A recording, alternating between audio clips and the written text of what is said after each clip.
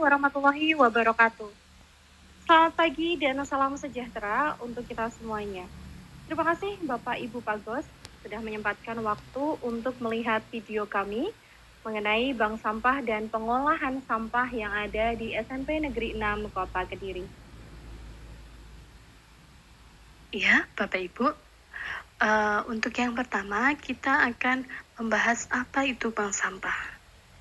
Baiklah, bank sampah adalah suatu tempat yang digunakan untuk mengumpulkan sampah yang sudah dipilah-pilah. Hasil dari pengumpulan sampah yang sudah dipilah akan disetorkan ke tempat pembuatan kerajinan dari sampah atau ke tempat pengepul sampah. Tujuan dari bank sampah ini yaitu untuk membantu menangani pengolahan sampah, dan tujuan bank sampah selanjutnya adalah untuk menyadarkan masyarakat akan lingkungan yang sehat, rapi, dan bersih.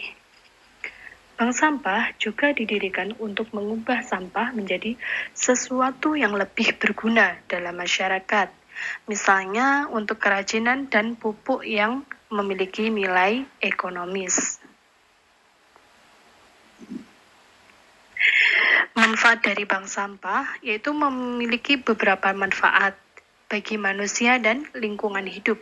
Contohnya seperti membuat lingkungan lebih bersih, menyadarkan masyarakat akan pentingnya kebersihan, dan membuat sampah menjadi barang ekonomis. Nah, itu adalah manfaat dari bank sampah. Bapak Ibu, jika kita di rumah mempunyai sampah, misalnya sampah plastik, kertas yang tidak digunakan, sampah bekas memasak seperti sayur atau nasi yang sudah basi, jangan buang langsung menjadi satu. Kita harus memilahnya terlebih dahulu. Kenapa? Karena sampah-sampah ini masih bisa dimanfaatkan ya Ibu-Ibu. Contoh, plastik yang masih bagus atau botol plastik bisa digunakan sebagai pot bunga atau tas-tas plastik. Nah, yang itu nanti akan memiliki nilai jual.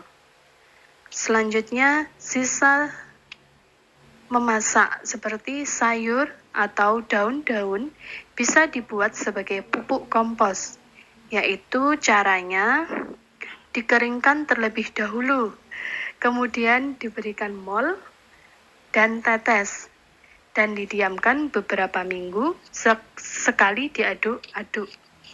Tunggu beberapa minggu menjadi pupuk. Itu sayur atau daun-daun bisa dibuat menjadi pupuk kompos. Jadi kita nggak membuangnya terus sia-sia. Masih bermanfaat. Selanjutnya kita akan membahas tentang pengertian pengolahan sampah. Pengolahan sampah di sini adalah pengumpulan atau pengangkutan, kemudian pengolahan, mendaur ulang dari material sampah. Tujuannya pengolahan sampah yaitu mengubah sampah menjadi material yang memiliki nilai ekonomis. Kemudian mengolah sampah agar menjadi material yang tidak membahayakan bagi lingkungan hidup. Ya, Bapak Ibu, jenis sampah ini ada dua, yaitu sampah organik dan anorganik. Nah, kemudian sampah organik juga dibagi lagi menjadi dua, yaitu sampah organik basah dan sampah organik kering. Sampah organik basah ini yaitu contohnya limbah yang mengandung air yang cukup tinggi. Misalnya kulit bawang, biji-bijian, kulit jagung, jerami, kulit buah, hingga daun-daun. Nah, air bekas cuci beras ini juga. Cara pengolahan pada limbah basah bisa digunakan dengan cara mengeringkan. Ya, keringkan jenis-jenis limbah itu dengan sinar matahari secara langsung hingga habis kadar airnya yang terkandung di dalamnya. Setelah kering, limbah basah itu bisa diolah kembali menjadi kerajinan tangan yang lebih berguna. Selanjutnya ini kalau air bekas cuci beras ini bisa digunakan sebagai pupuk kompos cair. Nah, ini adalah contoh pengolahan sampah organik. Membuat pupuk kompos dari sisa-sisa makanan. Ini dapat digunakan menjadi pupuk kompos. Lanjut, sampah organik kering. Kebalikan dari sampah organik, yaitu sampah organik kering ini kandungan airnya sangat rendah.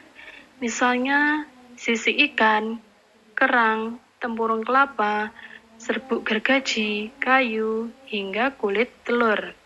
Limbah ini juga bisa diolah kembali menjadi beberapa jenis kerajinan. Ini adalah contoh dari organik kering, yaitu kulit telur bisa dimanfaatkan sebagai hiasan dinding, hiasan kotak tisu.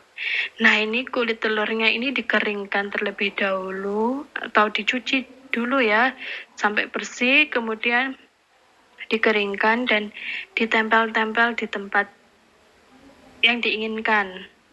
Ini contohnya ada kotak tisu, kemudian helm. Nah, ini helmnya ini dikasih apa? Kulit telur. Nah, kemudian dihias sampai rapi. Selanjutnya sampah anorganik, yaitu sampah plastik contohnya. Botol plastik atau kaleng minuman, kresek, ban bekas, besi, kaca, kabel, dan lain sebagainya. Nah, sampah anorganik ini sulit terurai, tetapi dapat juga dimanfaatkan. Jangan sampai dibiarkan begitu saja.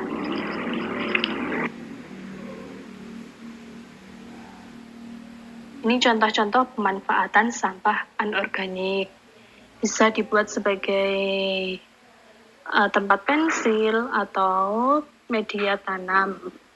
Dan juga bisa digunakan sebagai tas plastik.